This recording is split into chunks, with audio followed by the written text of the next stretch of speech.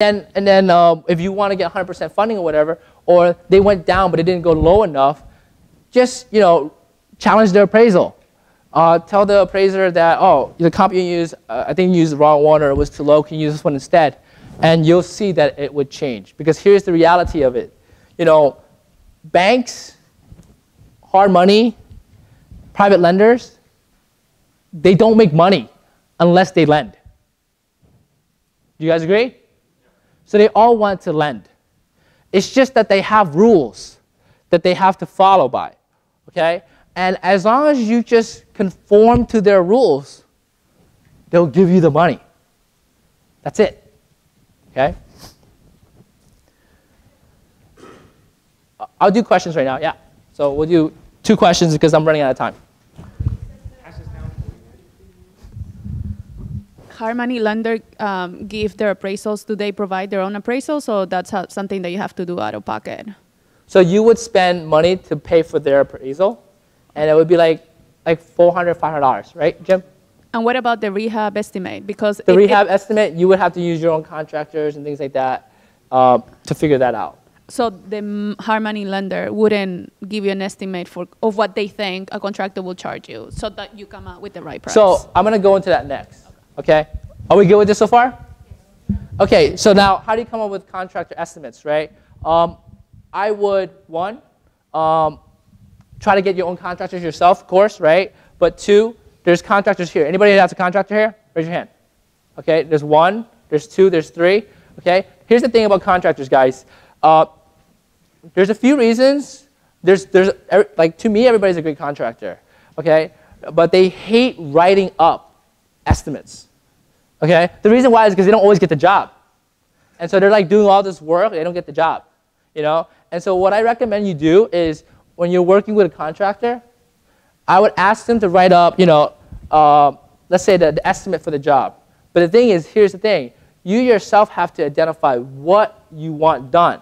Because if you don't do that, they don't know what you want done, and then they're just going to guess. It's kind of like bringing a car to a mechanic and say, fix my car. They're going to ask you, what is actually wrong with it, so that way I fix it. So you got to say, I want the kitchen done. I want the bathroom done. And that means, like, pull everything out, or are we just replacing the toilet and the tub? You got to identify those down to the T.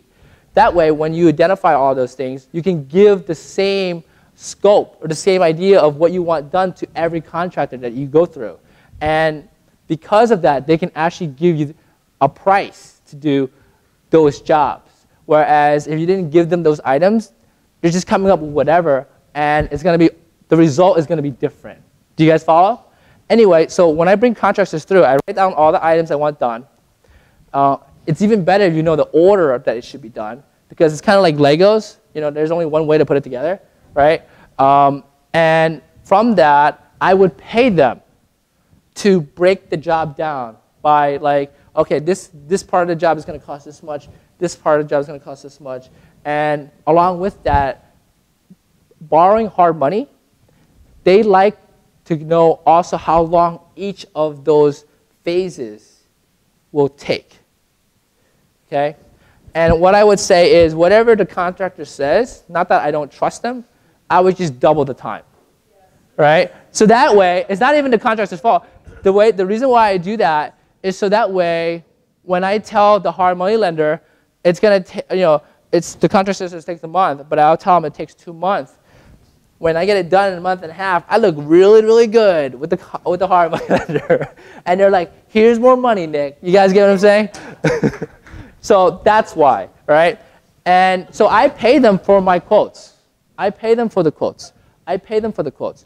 And because they're taking their time out of that day to do that work. So I pay them. And because I pay them, they'll get it back to me on time. They'll get it back to me in the way I need it.